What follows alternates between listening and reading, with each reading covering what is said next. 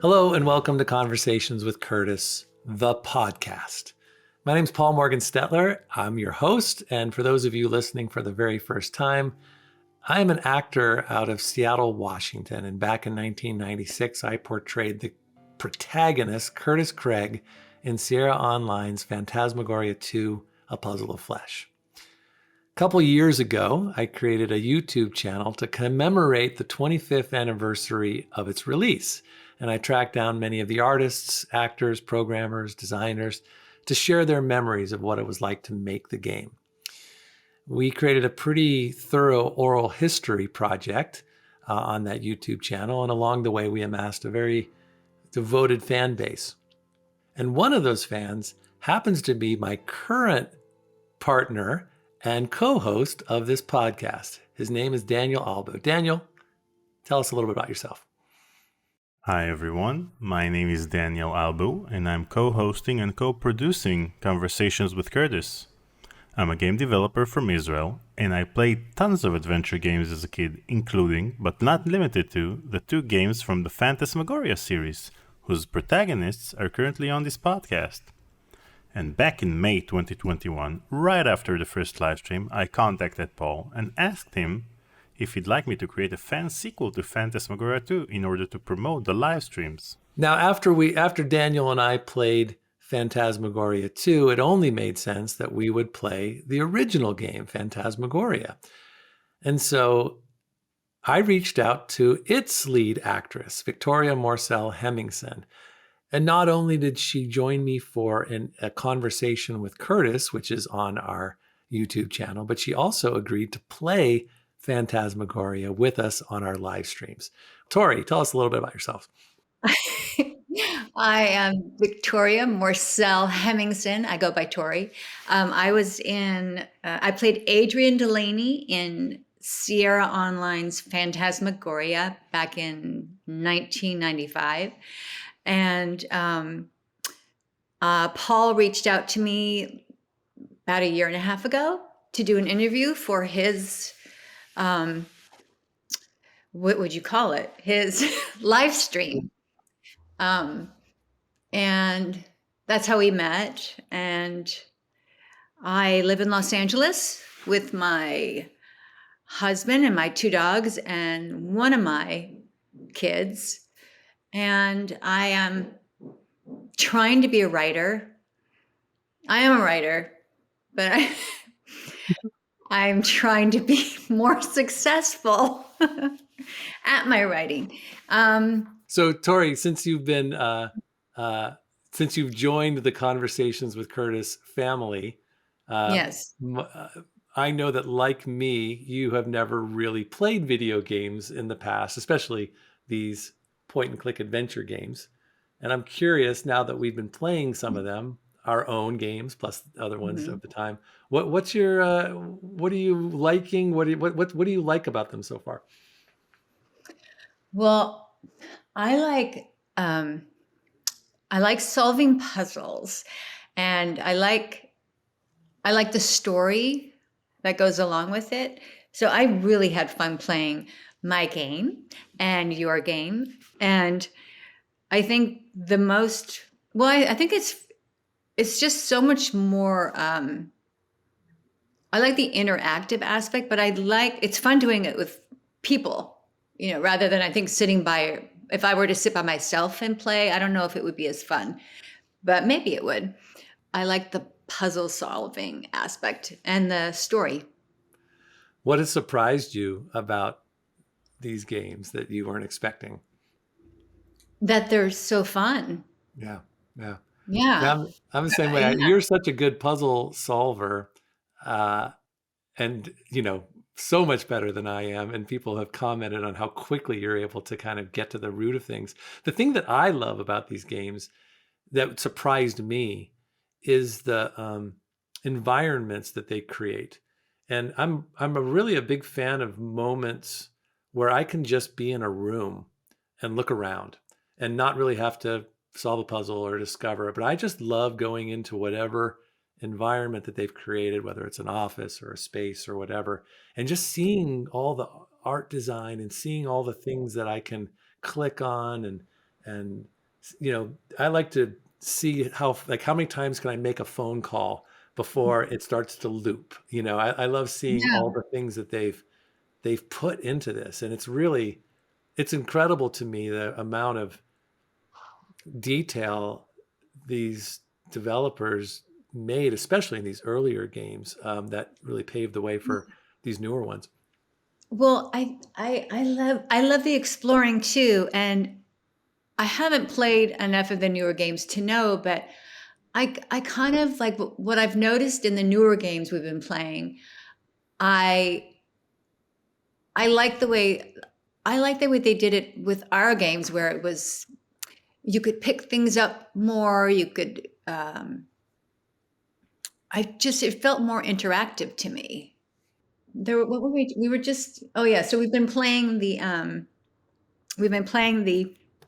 X-Files game, and I don't I don't feel as invested in the main character as I did like with your game and with my game. Maybe it's because it's me, but yeah. No, but do you know what I mean? Like what's They didn't give they that character a personality. It's almost like that character was, in many ways, like a first person. It should have been just us, because that character has so little personality that when they cut to the actor and he's been given so little to do, we're not able to really invest emotionally into him. If it was first person and the camera and it was us as that character, I think it would have been better. But if they were going to have an actor play a character that we are going to be for the whole game, then we probably needed a little bit more personality than they gave him. But that said, yeah, but I also want to get off of that a little bit because we can talk about okay. X-Files. But so the three of us could not, we were like the misfit toys. We somehow came together. We never, in this bizarre circumstance, the three of us are now hosting a podcast. Daniel and Israel, Tori, you and I had never met. We had this one weird little thing in common, and now we're doing this thing together. And we don't really know what we're doing in terms of how to produce a podcast. So what are your No. hopes for this? Daniel, what are you hoping to come out of this podcast? Something interesting to listen to on my way to work. Yeah, that's it. And what would that be? What were those? What would be interesting?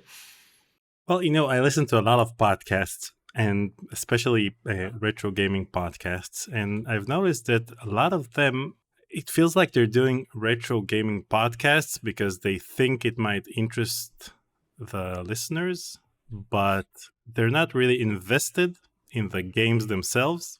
For example, just this morning, I was listening to a podcast about some. In that podcast, they were talking about Curse of Monkey Island. So they started talking about the game, and they said, yeah, it's another Monkey Island game. I'm not sure if it's the third or the fourth game. And then I lost interest, because if you can't do the research to know if it's the third or the fourth game and you're about to talk about it for 50 minutes, then probably those 50 minutes are a waste of time. Interesting, yeah. So I think that this podcast should be us talking about retro games and maybe some newer games we're going to play while we're actually invested in them, because we're probably going to play them on stream, or we're going to talk to the creators who created them. And I want to create a retro game podcast that actually has quality content. What makes us interesting, and must be a little challenging for you, Daniel, is that Tori and I both come from a whole different world. We didn't grow up, or we don't know the gaming world. We were both actors, and that's what kind of got us into this. And we happen to both star in FMV Game. So you, as a game developer, a designer, a historian, pretty much, of all things retro games and adventure games, and having the knowledge that you have, you're really having to guide these two sort of these two newbies into this world that you've known so well. So that's an interesting dynamic. Yeah, I think it's a good balance because we can ask questions because we see it through just these like fresh eyes of knowing nothing about gaming, and so I think it's going to be interesting to. The good thing about it is that you both ground me in reality, because I love these games, and you never know if I love these games nowadays because I played them as a kid, Mhm. and then I can't say anything bad about them because they're my childhood, while you guys are playing them for the first time in 2022, 2023. So if you like these games now, then you're actually giving me some validation that these are good games and not just me remembering things in rose-tinted glasses. Yeah, and I think Right. it's funny. Tori and I are I think it's safe to say that we're both older than you, Daniel. But in this case, you're the parent, and we're the young, we're Yeah. the kids that you're guiding through this world. But You're both younger than me because you both drank from the FMV Fountain of Youth. Oh, um, thank you. the No, but it's. yeah, go ahead, Tori. Go ahead. I just forgot what I was going to say. No, I was just going to say that it also works both ways. I think that if someone said, "Hey, check out, Curse of Monkey Island," and I had no context and I started to play it, I don't know. Again, that's the wrong. It's just any game, any of those games. I don't know how much I would have clicked into it, but seeing your love for these games allows me to not have a preconceived idea of what I might find to be a little cheesy or a little. I mean, some of these games have a lot of, there's a lot of flaws in all of these games, but the more I'm playing them, the more I see the flaws are part of what makes it so charming. And Yeah. that was hard for me too, as when it came to watching my game, because I'm in it. I was so worried that the flaws were people truly just making fun of the people who made it as well. And I found that's not to be the case. I'm having fun making fun of it or teasing it, because it has such a, I don't know, there's a real wholesomeness to the fact that people spent such effort to make these games, and it's neat to see it that way. Yeah, there's something nice about being able to laugh at yourself, and by just talking about the games that we're playing, I think it does get other people more excited about playing them, because when you're just going into it on your own, it's just, yeah, it's not, it kind of gets you excited about the game, Yeah. in a different way when people are talking about it. And as we move forward with this podcast, I mean, we haven't figured really anything out quite yet on how we're going to do this. I know we're going to be interviewing, game developers and people who are making games or have made some of these classic games, and that'll be a regular, probably the main feature of these podcasts. But I envision, because we're still streaming every week ourselves playing these games, I envision that a lot of the intro could be us really, because as we're playing, we don't discuss what we experience. So it might be really fun in these podcasts to spend some time really diving deep into how we're feeling about the game that we're playing and our thoughts and observations about them. Yeah, because a lot of the time people tune in to watch us play the game, and we don't have enough time at the end of the live stream, because usually we do a 2-hour live stream. We don't have enough time at the end of the live stream to actually discuss the game. Even now with Phantasmagoria 2, we finished Phantasmagoria 2, and then we started the X-Files immediately afterwards. Yeah, I mean, we did talk a little bit about it at the end of Phantasmagoria 2, and it would have been fun to just go into it more about, like, well, what was that about, and like, couldn't they have put Blob in there more, and just like whatever. Yeah, It would have been nice to talk about that right after. A Blob spin-off. Yeah. Okay, I think it's time to move on to the interview portion of our show. So, Tori, thanks so much for spending some time with us, and we will see you on podcast number 2. Thank you, Tori. You're the best. Bye, guys. Okay, today Daniel and I are sitting down and talking with Tim and Lynda Cowles, the husband and wife team behind Dia Vecchi Studios, a media production company that is responsible for some really cool modern FMV games, including Dr. Decker, The Shape-Shifting Detective, Dark Nights with Poe and Monroe, and the about-to-be-released Murderous Muses. Daniel and I sat down with them and had a really cool conversation, and we are excited to share it with you right now. So enjoy our conversation with Tim and Lynda Cowles of Dia Vecchi Studios. Tim and Lynda Cowles, welcome to Conversations with Curtis. Thanks so much for joining us today. Yeah, thank you for having me. Yeah, thank you. Yeah, well, this is a huge, I hope that you feel honored. This is our very first premiere podcast. So you're our first guest. So we can all... Oh, wow. We're going to ruin that for you straight off the bat. We'll ruin it before you do. But it's just Daniel and I were just talking, and I think that we're so lucky to. You're a perfect first guest for us because of what it is, what it is that you do, creating FMV games in this modern era, and me, having a very small part in the old FMV world, and it's a nice kind of combination. So. Thanks for taking the time. I imagine you guys have got plenty of time on your hands right now, right? There's nothing going on in your world, is there? No, I don't think we're doing anything at the moment, are we? No. There's still a few last minute, I'm not going to say bug fixes, improvements going on as well as we head up to the 12th of Well, you're about to release your 4th game, and this seems like by far the most ambitious project you guys done. And we'll talk more about this in depth in a little bit. But before we move back in time, can you tell us a little bit about what this new game is? Okay, so Murderous Muses is a replayable murder mystery set in a haunted art gallery, and you have to solve the murder of Mordecai Gray is an artist, and he's painted 6 portraits, and the 6 muses that he painted, they're all suspects in his murder.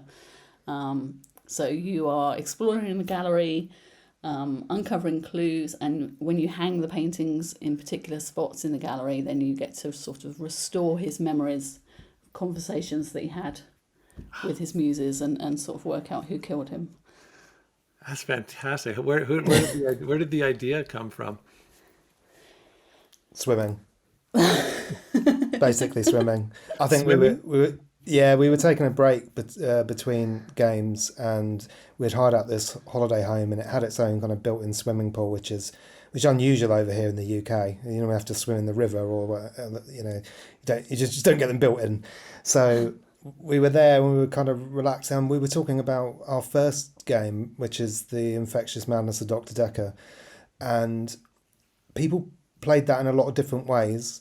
The way that we originally intended was that you type words in using the keyboard, and a lot of people did that and had a lot of fun with it. However, a couple of things. One, you could only really do it in English the way that we'd done it. It was very hard to then transfer it, to get it translated into other languages.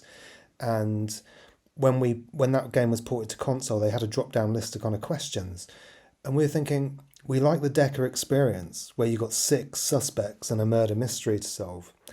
But could we make it easier for players? And it's actually, and Lynda came up with the idea of having a murder in an art gallery, where you just hang paintings over plaques, essentially, which are the keywords or topics you'd ask them about. So it was years ago that it came up with it, before Poe and Monroe and things. But yeah, I think it was probably sort of 2019, even before that, possibly, weren't we? Yeah.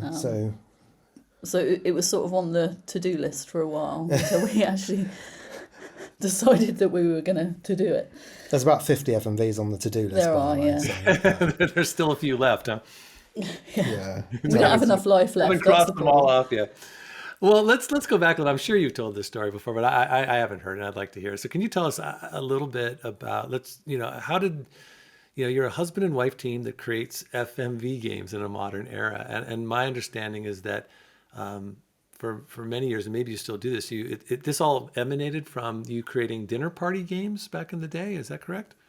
Yeah, we still do. We You still do. Can you talk us through that? First of all, how did you meet, and how did how did that collaboration, both personally and professionally, evolve? We met a long, long time ago in the dark ages at school, in high school. We used to play computer games together, PC games together. No, there's a more fun story behind that. Okay, Which is that Lynda was studying A-level drama, theatre studies, as they called it then. Yes. And I wasn't studying anything like that. I think I was doing politics, history, and English. And they cast me as Nathan Detroit in Guys and Dolls, the performance that they were doing.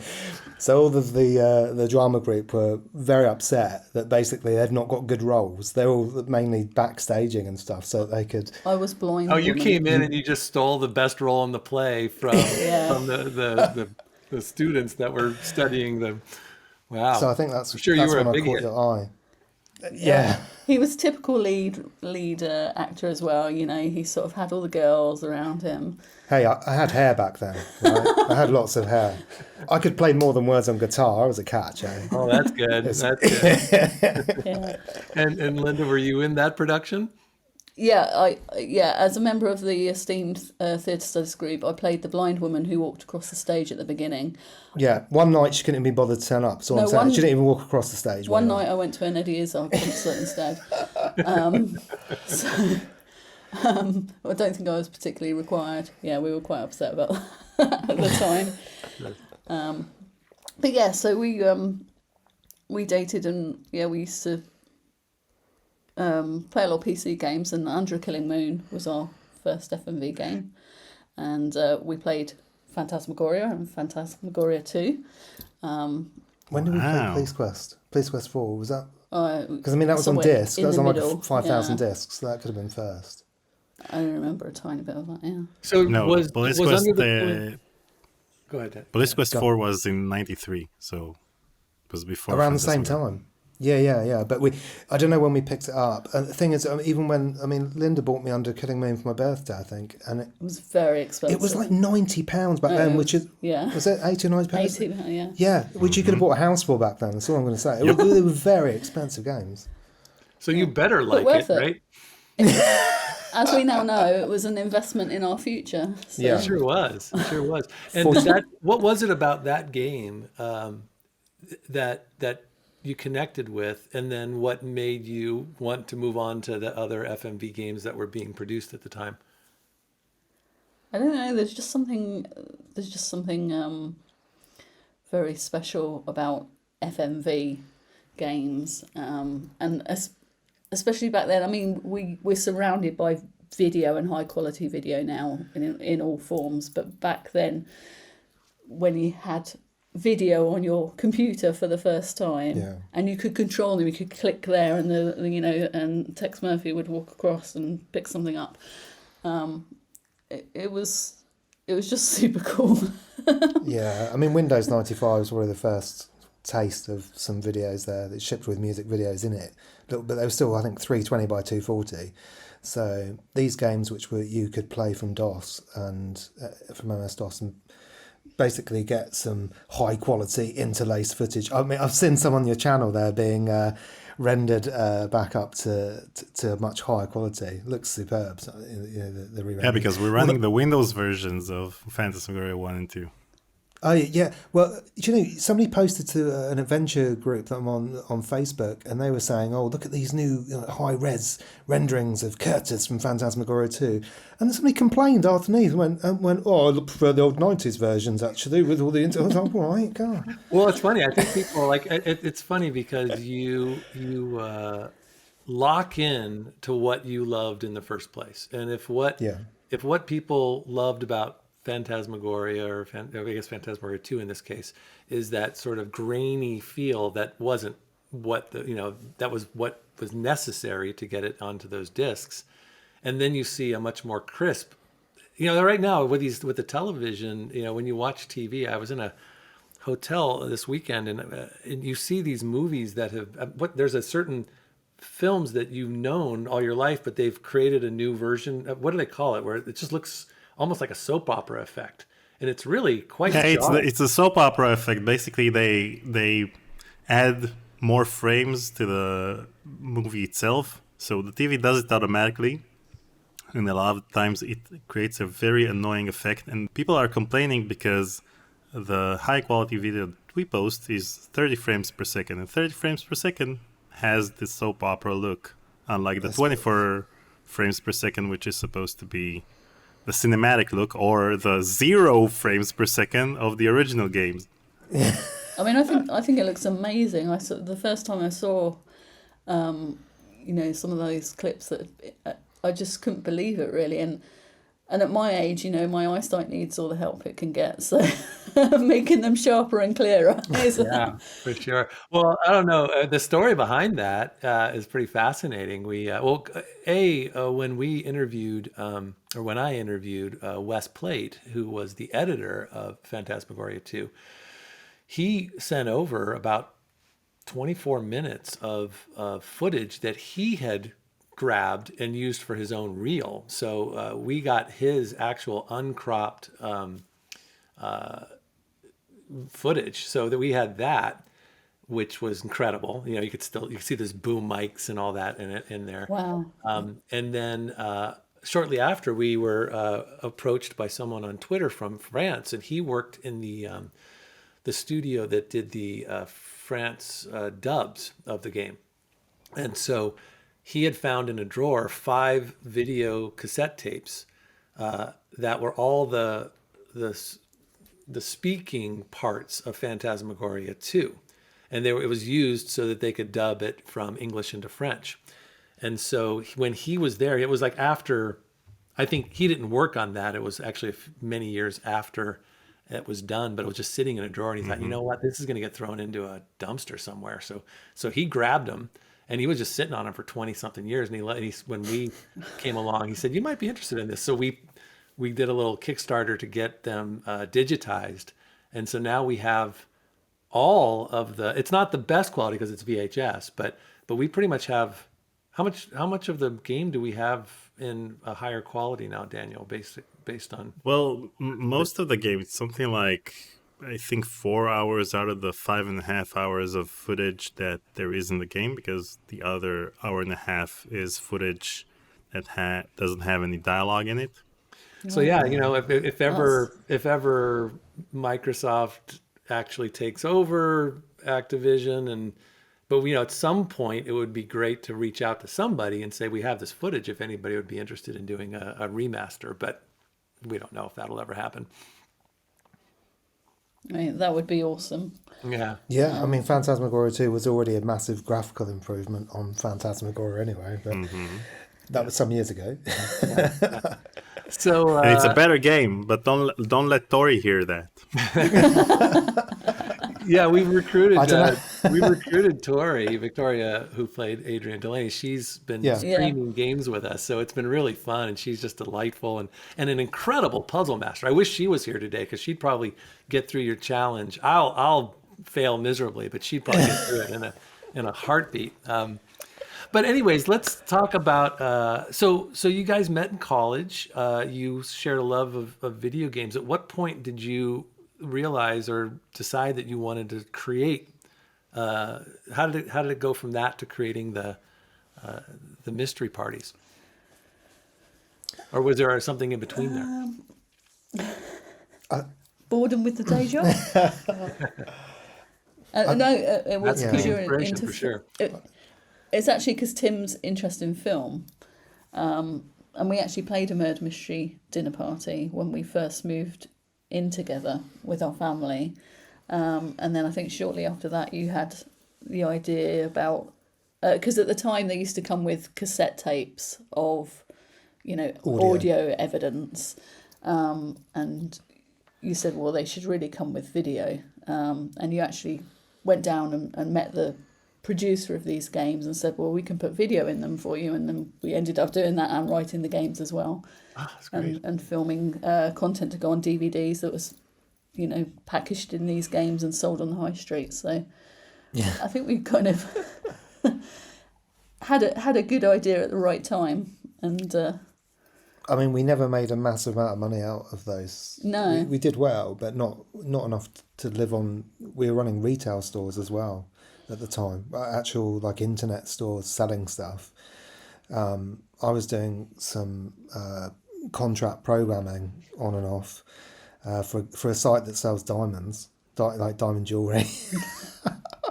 So there was a ton of stuff going on, wasn't there? Yeah, we had several irons in the fire. Yeah, we did a board game for Big Brother that didn't go anywhere either. I mean, it's released, but it was under the proper Big Brother brand, but it hardly, we sold hardly any units, and it was, amazing times really, over the kind of 2010s onwards really. But we kept making the murder mystery games. And then we started literally making them ourselves.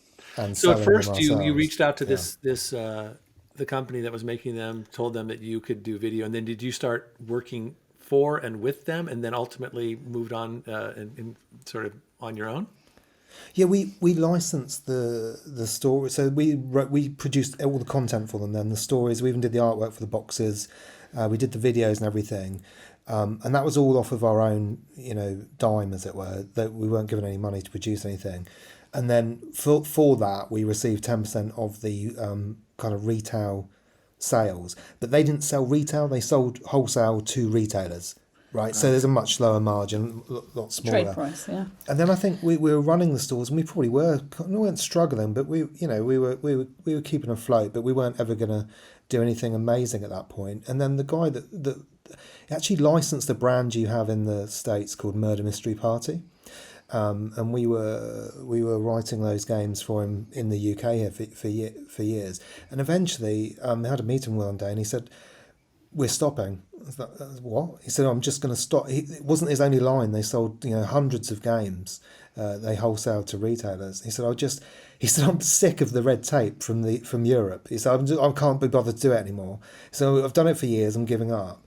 And then we were like, "Oh, yeah, we've got these murder mystery stories, ideas, everything else, and now we don't really have an outlet for them because John at BV Ledger, decided that he was going to pull the plug. He was giving up."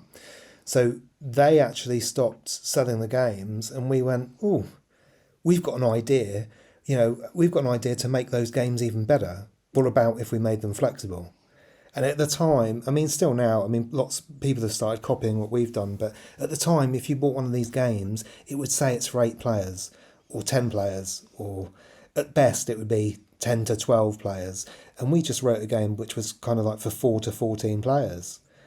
And when we did that 7 or 8 years ago, it just started selling really well. And that was just as a download. Because there's nothing worse than planning a whole dinner party and having your guests get the costumes and things to come and role play as suspects in a murder mystery, and then someone's got the flu and they can't make it and the whole thing's cancelled. So with our flexible ones, that doesn't happen. Yeah. You just carry on regardless, as it were. Isn't it funny how that one thing right there really just opened changed everything it. up. Yeah, changed it all. What game? Yeah, what of all the games, which one has been the most successful, or I guess maybe along those lines, which one are you most proud of? That video game or murder mystery? The murder mystery. We'll move on to Factory. video games in a minute, but I'm curious about the murder mystery. Murder at the Manor is our best-selling game. Murder at the Manor. Because it's got that quintessential murder mystery setting, and you've got the butler and the maid and the doctor and the vicar, and Was So that our third game? that was as our well? third one. We Yeah, we were literally considering giving up doing that. We were like, oh, we put these first two out. They've sold okay, but are they really going to do it? because our first one was a sci-fi mashup. Oh my god! wasn't Nobody it? wanted to play was Murder too on niche. Starship Death Station. I don't know why. Why wouldn't you want to play? I mean, actually, people do still play Murder on Starship Death Station, and we've seen some lovely photos of people trying to get into costume. I don't know how they do it when you've mashed up characters from Star Wars and Star Trek and other sci-fis. It's quite hard. But it's lovely. That's one of the things actually you get. So with video games, you get to watch people play on Twitch and stuff. Although we don't do that as much as we used to, because if you see people and they don't enjoy the game, that isn't as fun. But with the murder mystery party games, we often get lots of photos from people, saying thank you, and they've got costumes and it's somebody's birthday great. party. Yeah, it's so lovely seeing it because And we just put out bits of paper. Yeah, they've always got big smiles on their faces as well. So that's Well, it's like, I that's always the felt real- that way about like anybody who would write a book. If you write something and it connects with people, it's such a lonely thing as the writer because it's such a personal experience. And so to actually get people to share that image with you created this thing, you threw it out there, and you're hoping that people are enjoying it, and that must be nice. Yeah. Yeah. So I imagine you clearly this was a great way for you to develop, because you write together, and so developing your writing style. I'd like to hear a little bit about how you work together on creating your stories, and who do you divvy up characters or stories, or how does that work? Yeah. Yeah, that's often how it works, and we talk about the stories and the settings and the characters a lot before we sort of put pen to paper or finger to keyboard, but and have a sort of a rough idea of where we're headed. But a lot of the time, we don't plan meticulously where the stories are going to go, and Not for so, the characters. yeah, and then we go away and write our individual characters. And as you say, it's not usually divvied up as such, because if we've got 14 characters, Tim's a lot faster than me, so he'll probably end up writing 8 and I'll write 6 I'll do the bad ones on quickly. a good day. You find that when you're writing separately, is there a overall, when you're doing a certain style, but I imagine there's a certain tone that you want to create, and if you're writing different characters, do you sometimes think, oh, they're not talking in the same world? How do you sort of, once you've taken characters, then do you work together to make sure that it's kind of tonally on the same page? It's not that bad, is it? No. Because when you've got a character, like, everybody exists everywhere. So you think of somebody, whatever they're like, whatever they do, they exist.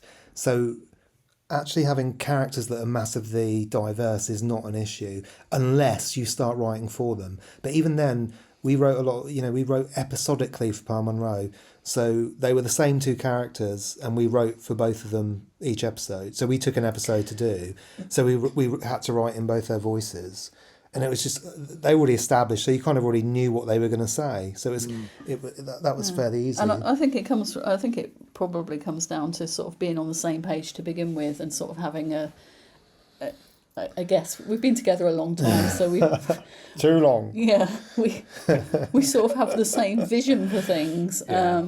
So we, when we go away and write stuff, it is in the same tone or voice or Right. The video games like Dr. Decker was an interesting one. We took characters there. We knew what the overarching story was going to be, but we took individual characters, and at the end of that, we actually wove them together. We spent some time weaving their stories together then, because they were separate, and we wanted them to share some story between them. So then we went back and weaved stuff between them. Well, that's great. So let's talk. So what was the leap from the murder mystery games to your first? And Dr. Decker was your first game, right? yeah. First FMV game.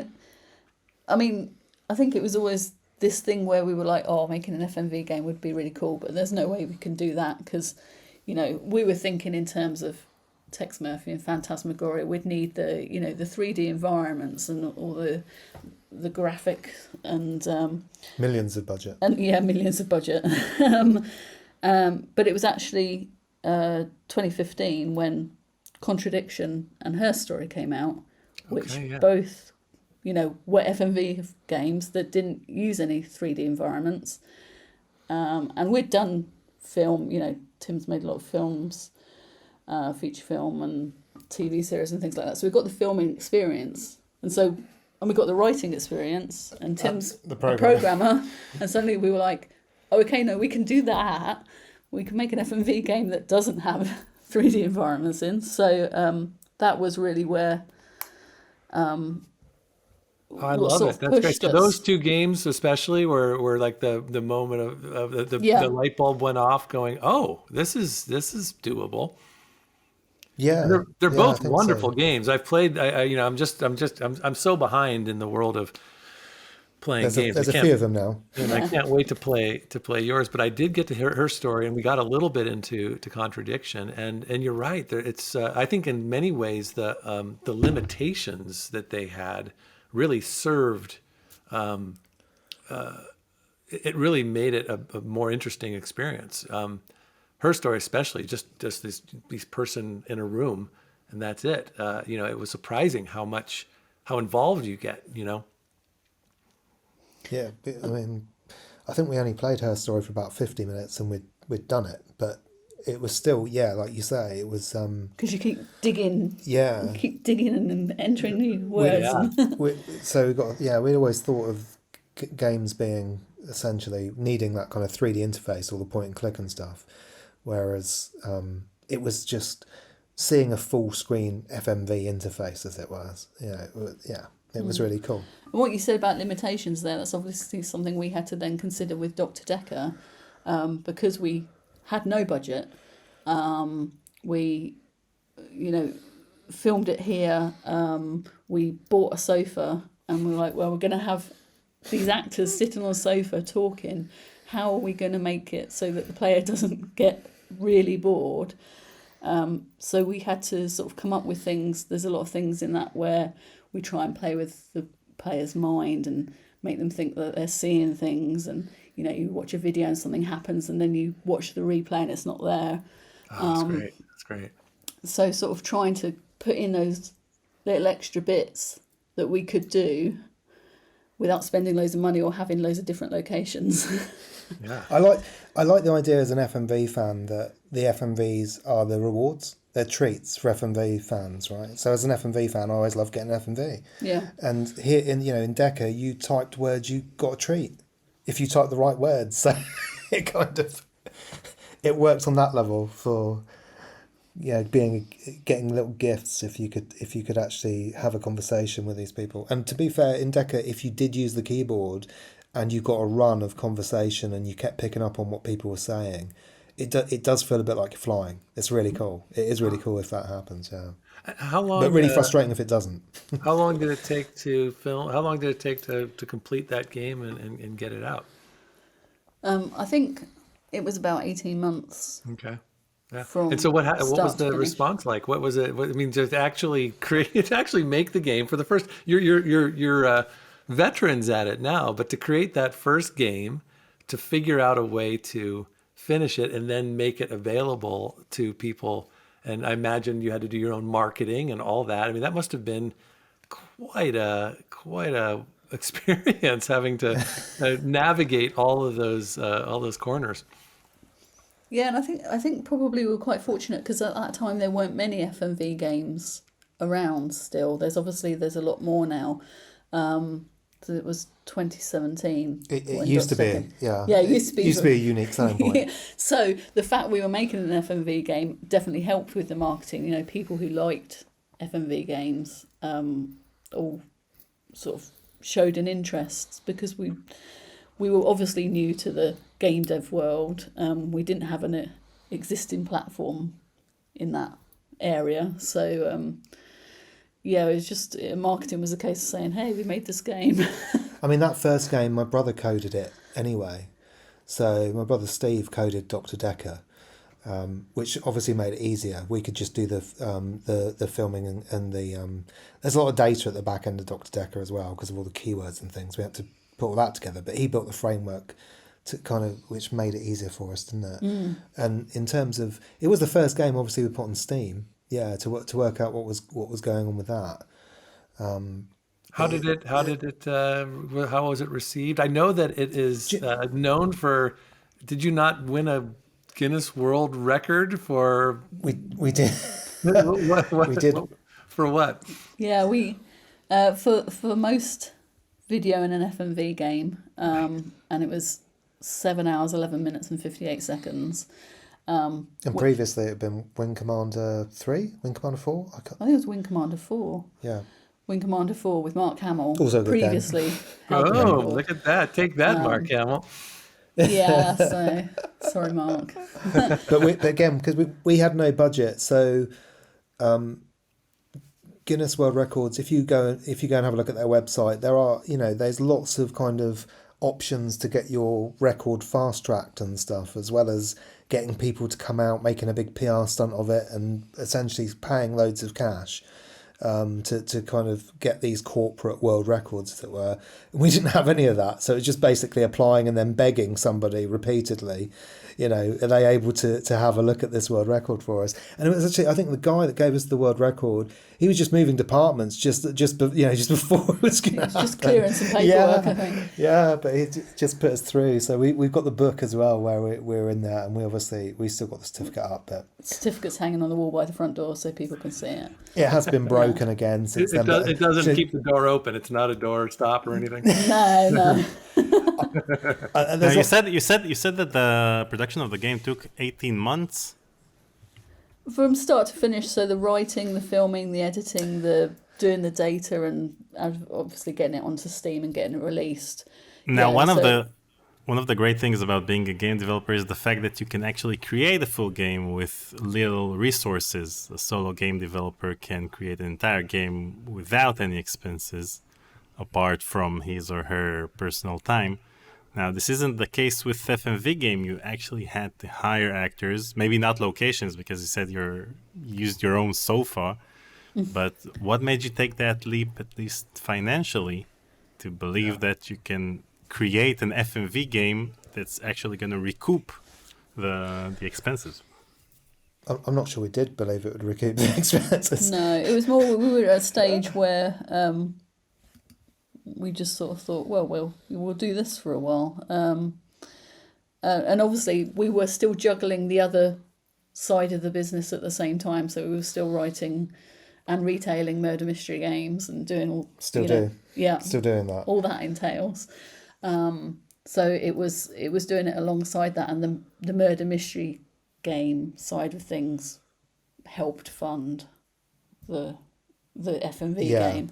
Definitely for Pam Monroe as well. But the budget was very small. I think it was like £2,000 or something. I've got it in my head as 3,000. But I had 15 months as well. That's crazy. Okay, Wow.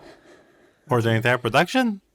Yeah, because the actual video production was only, I'm going to say it was 1 day each for the main cast, but 2 of them came back, and then it was like half a day for each of the 5 extra patients. Yeah, the side quest patients. Yeah, the actual filming of it, production wise, was only 11 days, and obviously it's kind of film noir setup. So one light, in you go, bang the light on. We've got the camera set up at the back for all of what we used to call the Tommans, which is a Game of Thrones reference to the king that did nothing, just sat in the background. And they're the ones where they kind of sit down and they, in slow motion, they're opening a book or whatever. The kind of screensaver part of it while you're waiting to put in your next question. So, I mean, it was pretty brutal. And also we were using a Panasonic GH4 camera, which already had like this, the colour grading built in. So there was no colour grading needed in post-production. We could just kind of merrily edit all those together. But I do remember, John Guyler was here, and I was showing him some of the stuff, and we'd just gone from, we thought we might just be able to cut the video so that it was when somebody started speaking to when they stopped, and we wouldn't do any more editing. And then when you had like a 20-second response and you just saw them flat on the screen, it wasn't exciting, it wasn't interesting enough. So then we gave ourselves a lot more work by taking what is a flat 4K shot and then framing it several times down to HD to make it all look kind of a bit more visually interesting for you as you watched it. Yeah, and the editing's quite sort of has a certain style in Dr. Decker. You know, you do these sudden cuts over to there's half a face there, and there's you know, the push there, and we're tilting the camera quite a bit there to sort of unnerve the player a little bit. You know, sort of the Dutch angles. So it's quite fun to do, and again, it's being creative with what you've got. Yeah, whilst hemorrhaging cash trying to pay the bills, as every developer does. What was it that, you know, if this wasn't a huge money maker for you, and there was a big risk, there must have been enough positive feedback, or what was it that made you decide to keep going? It's just love. It's just the love of it. You love we it. did. I mean, we did get a lot of really good feedback. I mean, obviously, you do get your negative reviews and things, but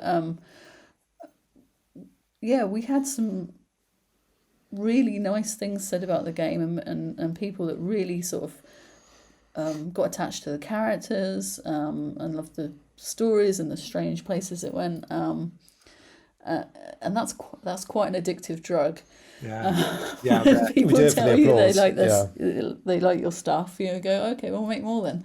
And what's fascinating to me is looking at your, looking at your games. I would think that if you have such a great experience with a story like Dr. Decker, that the temptation to continue that story or to continue those character arcs would be in place. But you've made 4 very separate games, right? And you move on, and maybe that's part of what you're used to doing with your murder mysteries. But I think it's really neat that it's like, okay, we did that, let's move on to the next thing. I think we like. I mean, I get bored quickly, but it's actually genuinely nice to innovate. When people started talking about an FMV resurgence, off the back of Contradiction and her story, and then Dr. Decker, I really felt personally responsible for trying to keep it alive. I felt personally invested, because we'd loved those FMV games in the 90s, and we were worried about making a second game, but we wanted to try and do something different. We'd been picked up by Wales Interactive, who then ported Dr. Decker after it was released on PC. They ported it to consoles, and they were telling us about the success of another game you may not even have heard of, called Late Shift. Late Shift? Yeah, so you got. I haven't heard of Yeah, that. I heard of it. I heard of it. If Daniel's the one who knows the We video, plan to play it one day. Yeah. So Late Shift. So Wales was saying that they basically made a ton of cash. It sold loads and loads of units. And were we interested in basically creating an interactive movie like Late Shift? And we were like, nah, not really. That doesn't really kind of fulfill our idea of the FMV we want to make. We want to make it more interactive than a movie. So more interactive than an interactive movie. More interactive than an interactive movie. Interactive, but more. Because I mean, interactive movies, and I'm saying this, Per Monroe we released, and that's basically our interactive movie, but it has trackers that move around the screen for you to click on. So it's a bit point and click too, but essentially it's a branching story, and you click on it and it's on rails, and that is what Late Shift was. And actually, a lot of Wales Interactive's output now with their other producers are mainly interactive movies, because they all use the same system called Whist, and they're all kind of developed in the same way. And when they said about doing that, we were thinking about it. We thought, what if we did it differently? So that was what kind of gave birth to the idea of the shape-shifting detective. And in that, it might appear like it's an interactive movie because there's options on screen, but it isn't, because you still get the little screensaver while you're making a decision. And in that game, which we've talked about doing Shapeshifting Detective 2, it was the worst game to write. It was the hardest game to write, because we had to put our heads on as every character, asking every character questions all the way through it. Mind-boggling concept that you guys put together. I don't know how you pulled that off. It's amazing to me. I mean, it sounds great that you kind of that you can see these conversations behind closed doors with people that you wouldn't normally see. You know, like when you speak to a detective, you're all covering up, right? But when you're talking to your partner or whatever, then sure, it's going to be a different conversation. So that whole idea was good. And we thought, you know what, we can do that. So it can look a bit like an interactive movie, but it isn't really. And then we also had an FMV game into an interactive movie. We did. That's essentially what we did. Yeah, and again, Shapeshift has been really, really well received as well. Well, and you filched the main actor from Contradiction for that, right? Rupert. We did well. Yeah, and in fact, Rupert Booth was in it, and he actually did the Muses challenge with me a couple of days ago. But with Rupert, we had already cast Anna Rosa from Contradiction. Oh, okay. Yeah, so we'd cast her already, and Rupert was visiting her, and we were Skyping. Actually, maybe she was auditioning then on the Skype. I can't remember. I think we'd already given her the role. Yeah. And then she said, Rupert's coming around. Can he read for a part? So he turned up at her place. We're like, yeah, go for it. And we're quite sticklers for that, getting people to audition. It's horrible, I know, but we're like, not everything in cameos and stuff are fine, but it's one of the bits that we really enjoy is casting, and we also like seeing all these characters come to life and grouping them together. Yeah. And it's a disservice, we feel, if we just hired our mates who maybe weren't as good as people who've been practicing the craft for a while. And I know that not everyone can do that because of budget and all this stuff. Right. So you have to do what you have to do, but we're fortunate enough to kind of be able to do that. And we've been casting for a while, so even things like Dr. Decker went through a casting process. Right. It's funny the amount we get a few more applicants now. I'll bet you do. We did back then. But I mean, Dr. Decker, the people we cast for that, I mean, we had there were lots of compliments about the acting. That was acting awards. Yeah. For it. I think they did really, really well, and they came in and they all had to do like 300 lines in a day. So I think it was a bit of a shock to the system for them. I'm still waiting for my reward for my work on Phantas 2. It just hasn't showed up yet. I'm sure it's out there somewhere. It's in the mail. Your reward is this podcast. Exactly. Well, listen, I don't want to take up all your time. So I know I really want to talk about your newest game, because it sounds to me like you've really, I was going to say come full circle, but that's come full circle from from those games that you loved when you first, with the Phantasmagoria games, and like you actually are creating that 3D world that you never thought you could do. Is that safe to say? Well, yeah, because we've got FMV paintings. We've essentially created a 3D game where you've got FMV in a small rectangle in the middle of the wall. You can go full screen. we didn't want to do. We didn't actually want to try and drop blue screen characters into the environment, because we thought that might not work out very well on our budget. But having them as paintings means that they just sit properly in the environment, because you don't really expect them to blend in, behind the desk or sat on the, the blue screen chair or whatever. So it hasn't been a technical struggle like it would be, on things like Poison Pawn and stuff like that. We did our usual sit them on a couch. We had a second camera this time as well, though. We had a B cam rolling to make it kind of give its own style and make it more interesting. Oh, I bet that was super. That must very freeing in the editing, I would imagine. That must have really opened things up. It was lovely to be able to cut away to kind of more interesting shots from the side, and we built the setup anyway. We'd painted the place and got everything that we wanted, so it could be covered from all angles. But we didn't. I guess we could have done more, but we didn't. We did some gimbal shots and things, but we didn't really. Like you say, we built this 3D gallery as well, so we were happy just to kind of. To put some more time and effort into that gallery, and I genuinely wasn't sure whether we could do it. I said to Sam, who was contract coder for us just before Perm Monroe came out, and then he's gone full time from the beginning of last year. I said, with Unity, how hard is it really to get a 3D environment working? can you get something? And this is literally what I told him, and it probably won't mean anything to you, but I said, can we get something that looks like Roblox Plus? Right, I don't want Roblox, but if we can get Roblox Plus, then that's a good start, right? Because we can probably skin Roblox that. 'cause I have a 13 and a 10-year-old. Do you know Roblox? Yeah. So I was like, if we could get to Roblox Plus, then there's a chance that we could ship this, because we can put the textures on, we can light it and everything, do all the post prod on it, and and he'd knocked up the initial gallery part of the initial gallery in a week or two. It was really quick, and then we thought, wow, this is something we could do. And then you're suddenly walking around inside your own game and going, ooh, this is fun. You could actually potter around and extend it. It was kind of sad. Like, I don't do anything to our actual house. You know what you need to do if you haven't done it yet. You have to create you have to create an area.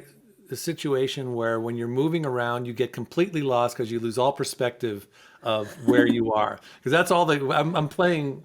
Daniel and I and Tori are playing X-Files right now, and and you turn right and you see the door, and then you turn right again and you're back to where you were. You don't do 4 turns. It's crazy how you just lose complete. There's no sense of actual spatial relations.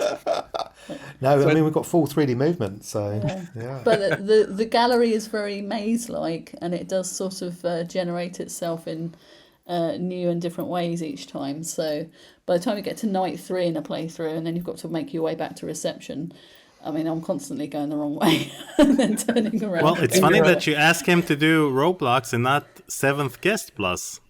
Seventh Guest Plus. I mean, I think it does give that vibe as well, actually, the gallery, because one of the things that we said at the beginning of development as well, and it's actually built in, it's not ready to go, but was that we perhaps look at VR as a potential target so that you could walk around in the gallery using VR. So we didn't want, this is our excuse anyway, we didn't want massively high textured models and things in there that which would crush a kind of VR headset. But it's been built like that. But I get why it looks a bit Seventh Guesty. We obviously played Seventh Guest quite a few times, and actually Will Harrison Wallace has just got a nomination, a One Voice Award nomination for playing Higgins in Murderous Muses, and he does sound. Maybe doesn't sound like you play these games, and what is it in the 90s, and was that like 30 years ago now? And, I don't play them every day, so it would have been like 30 years ago we played them, or 25 years ago. But we think Stealth sounds a bit like from Seventh Guest. How sounds we a bit remember like Stealth sounding is sort of what Higgins Maybe you sounds should consider it to be the spiritual successor to the Seventh Guest. Oh, I don't think we'll get away with that. There's been 11th Hour, and there's been there's the fan 13th Doll, the 13th Doll, yeah. I mean, Trilobite is still. Is Trilobite still? It's owned by someone else now, isn't it? Though that kind of franchise. Yeah, we interviewed Graham Devine, who was part of Trilobite, but now he's not. So the other half currently owns the Seventh Guest, and they did an 11th Hour, and they tried to do a Kickstarter. I think back in 2012 or 2013, they tried to fund the Seventh Guest 3, and that didn't pan out.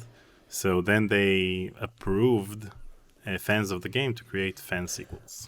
I would love to do Phantasmagoria 3. I would love to do that. I think, I like my horror. I love my Phantasmagorias, and I'd definitely be up for doing Phantasmagoria 3. So once Activision sort it out, I don't know, they've got too much money, I think. Is that the problem? Well, I think that these games are not, they're just too small change for them. So on the one hand, they might ultimately be accessible. On the other hand, I don't know how you get a hold of the people to have that conversation. License. You just approach them on LinkedIn. Yeah, right. Approach them on LinkedIn. I think probably Activision, if it is part of Activision, they're probably not doing many licensing deals either while the Microsoft thing's going through. No, so we're waiting for the Microsoft acquisition to be done, and then we can approach the Microsoft gaming, the head of Microsoft gaming. They might be a little, when I forgot the person's name who took it over, but he was when they announced that they were taking over Activision, one of the things the main guy said was, "Oh, it'd be great to kind of get a resurgence of some of these classic point-and-click adventure," which Activision doesn't. It never really. Yeah, showed and he it. said that, now that we've got the King's Quest IP, and the fact that the head of Microsoft Gaming mentions the King's Quest IP Yeah. is a step up from Activision, who barely remembers that they own the Sierra IPs.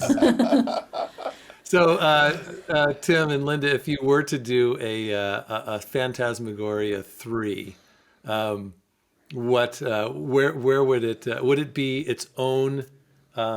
Because it was two separate stories, and the idea would be sort of like They were very different, weren't they? Yeah. right. So they weren't connected in any way, which I always thought it would have been really great had they had Tori's character have a cameo in ours. Yeah. It would have been Yeah. neat in a Marvel-like way to have some interconnectivity.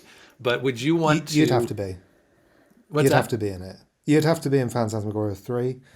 David Home would have to All be in the it. survivors, anybody who didn't die in the first two All the survivors, yeah. could be in. But David Home died in the game. Yeah, we so. we can bring back dead people. That's fine. gonna- We've done it That's right. before. I'm gonna give you. I kid you not. This is real. Linda did say to me, this was a year, maybe a year or so ago. I don't know. We always joke around, coming up with store ideas and stuff. And she said, "What about if Paul and David Home were running a hotel together?" And it was like this haunted hotel, and I was like, "Oh, I don't mind that actually." Yeah. And then we come up with these ideas for the guest bedrooms, and that I'm probably going to give away our next game. Aren't I? Yeah. yeah. This is all NDA. This is all NDA. Yeah. right. Yeah. Well, It was just that they all locked at night, and that you didn't know why, and you'd invited the player to come and kind of sort it out, and then in these guest rooms they'd all got these different stories again, and we were trying to like kind of get the ghosts out of the hotel. But it was definitely run by you and David. Chose to put Curtis and Don, was that his name in the Don. Yeah. David, Don, Curtis and Don somehow get together. He's dead. Like, I don't know how you pair those two. No, Like, I could Do see you think- Curtis meeting, Adrienne. They're both, mourning the losses that they have, and they come together. But I love that you put Don and Curtis together. we'd put you both together because we think players would go into that hotel and say, "I am not staying the night here. I know what happens to these guys. This is why am I here?" And then Adrienne is running another hotel across the street. I'd love choose between Adrienne the in hotels. it. Yeah, we'll have everyone back. Yeah, Good stuff. Yeah. yeah. I definitely. we I've can- got this thing about mean, hotel. David make did a a- game in a hotel. David did a cameo, didn't he? In Palmer Row. Did a fun. voice cameo. So. Yeah, we did a Yeah, conversation with him, and it was really sweet to kind of talk to him and get to know him a little bit. Yeah. And Chris Jones from Tex Murphy did a VO in Shapeshift Detective. So it's just you, really. that's Yeah, holding you got to out. get it's time. Come on. Victoria. I'll even audition if you want. If it comes down to that, I'll. I did hear that. No, we do need to get Victoria's. There's not enough female representation in our FMV Right. flashback. Yeah, exactly. So we definitely need some of the girls as well. Yeah. So your Murderous Muses is due to come out on April 12th. Is that, you feeling good about that date? Is it everything coming together? Yeah. I mean, the way it happens is that you get your builds kind of tested and signed off by the consoles anyway. It's all NDA, so we can't say that much about it. But it gets signed off, so it's like it's in the hold, ready to fire. So consoles, Okay. I don't think there's anything that can stop that happening now. So Xbox, PlayStation, and PC will all be coming out then. We're still Nice. working on Switch. And it's my understanding that one of the unique things about this game is that you really can go back over and over and have different experiences solving these mysteries. Yeah, or what can you tell me a little bit about It's the replayable aspect I'm not of it? sure I'll describe it in a very elegant way, but yeah, we've designed it for replayability. So, I mean, we've had this with our previous games with Dr. Decker and Shapeshifting Detective, where the murderer is chosen at random at the start of the game, so you don't know who it's going to be, and you can't get spoilers on the internet. So we've got that, and there's 6 suspects, but we've also put in like different frames that you use to sort of work out who the killer is, and they're randomized, so you get a different one. They're sort of shuffled in each playthrough. The galleries sort of re-rolled, so you get different arrangements of galleries and keywords and puzzles. So it's different every time you go in, and then the story is sort of in these layers. So you've got the murder mystery, which you can solve every time you play. You get sort of a satisfying murder mystery to solve with deduction. But then you also get the suspect stories that you're sort of putting together in a non-linear fashion. So you get bits here and there, and you get to piece those together over time.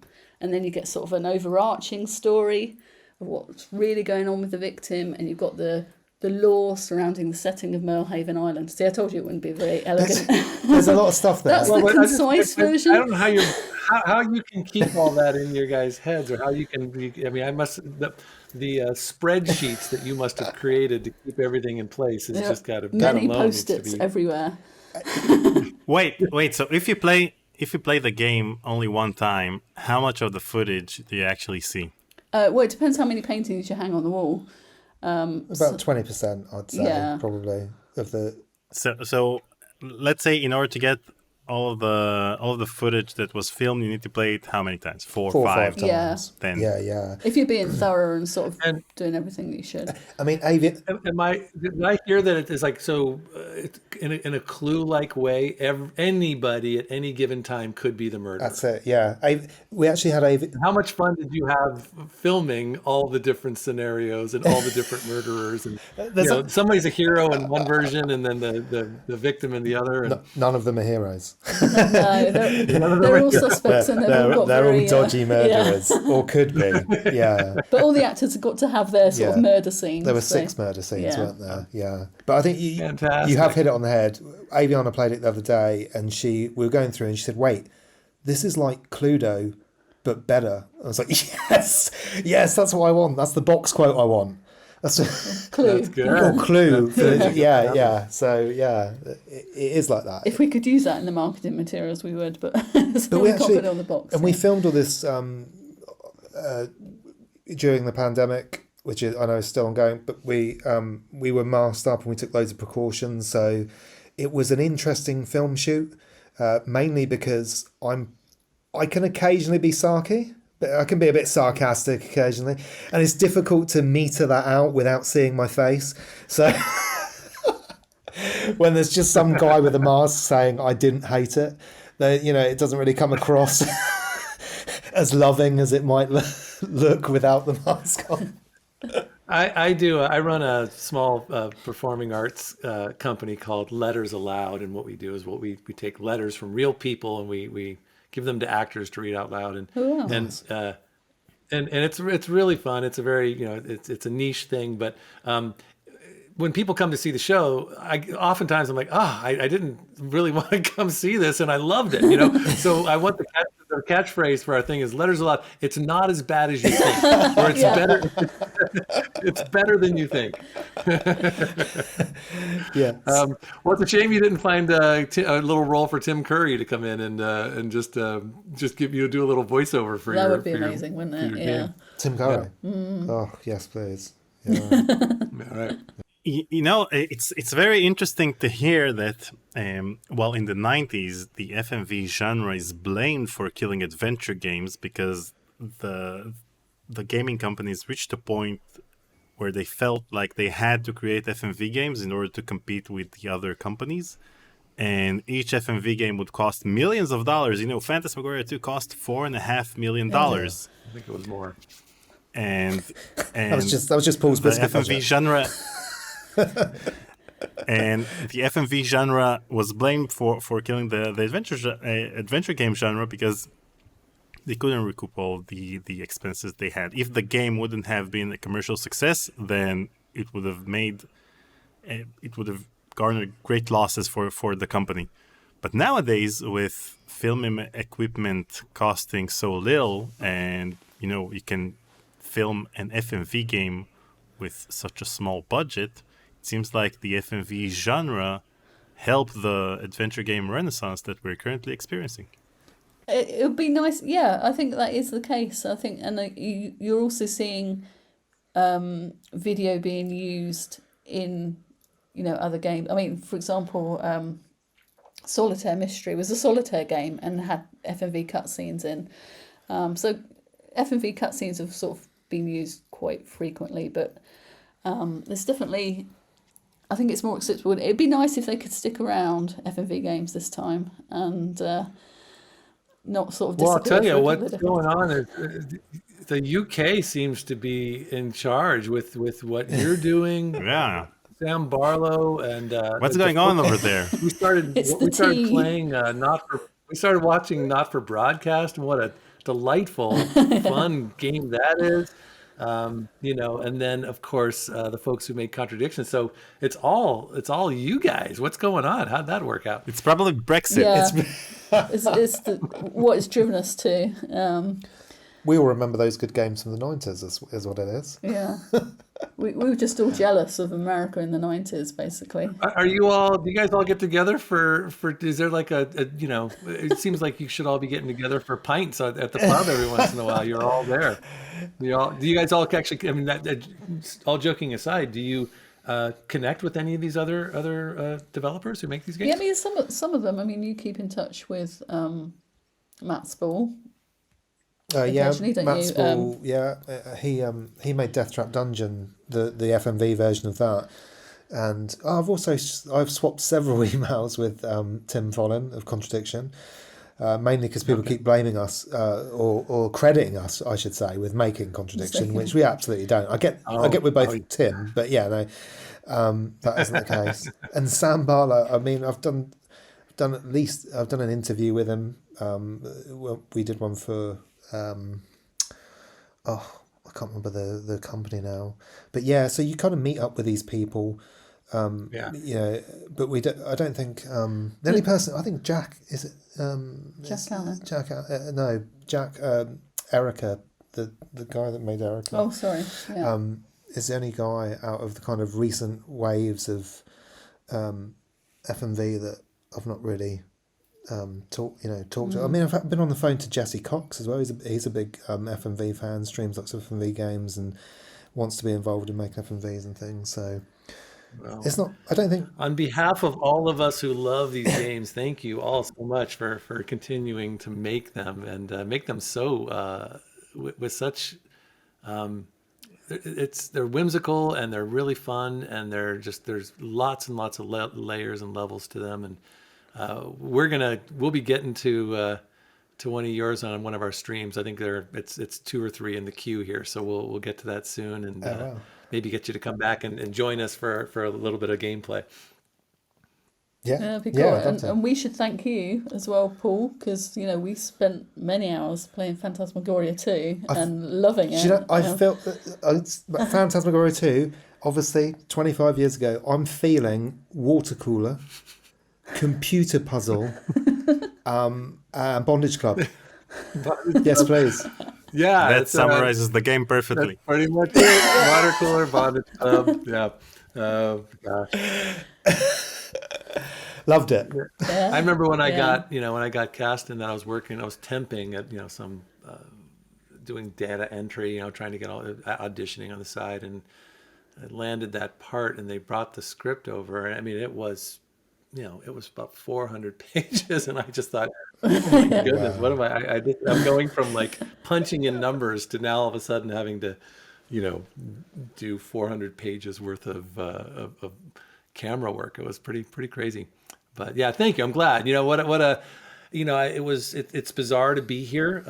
It was something because I'm not involved in, I didn't play games growing up. It wasn't my thing. It was, it was an acting job, and it seemed to just die. It didn't really seem, for me, it didn't seem to go anywhere. So I never looked back. And then over the years, people would reach out, but I didn't quite understand that how much love there was for these, not just my game, but that genre all along. And now to just know that I was a small part of it is really, really neat. And it's really fun to dive in. I'm a newborn babe in this world, and it's really fun. Well, you're keeping it going with Conversation with the Characters. So, yeah. Well, great, guys. Thank you so much, Tim and Lynda Cowles from Diavecchi Studios. Best of luck on your release of Murderous Muses. It's coming out on April 12th. And we look forward to playing it. Good luck with the release. Thank you. Thank you. Yeah, we hope you'll enjoy it. Yep. Thanks so much. Take care. So there we are. That was Daniel and my conversation with Tim and Lynda Cowles of Dia Vecchi Studios. That was a lot of fun. What did you think of that, Daniel? How did you feel about our first sit-down interview on the podcast world? It was great. It was super interesting. And I can't wait to play Murderous Muses. Yeah, it was really fun. As soon as we were done with the podcast, Tim invited us to sit down and see some of the game and actually make some choices on where we go in the room. And it was really, really addictive. So I'm looking forward to playing it. And you all will be able to see it in a few weeks when he posts it on his social media channels. Yeah, exactly. We'll be on their YouTube channel, kind of bouncing around from room to room in the art gallery that the game is placed in. Well, there we go, Daniel, our first ever podcast. I feel okay. How do you feel? I feel great. Well, that's good. Well, I hope you all feel good about what you just heard. It must be strange just hearing us and not seeing us, but in the future, we will be having video content of our podcasts available on our YouTube channel. But this one's just straight old-fashioned podcast audio entertainment. But until next time, thanks for listening, and we will see you again on Conversations with Curtis, the podcast. So hit it, Tori. Conversations with Curtis, the podcast. Bye, everyone. Take care.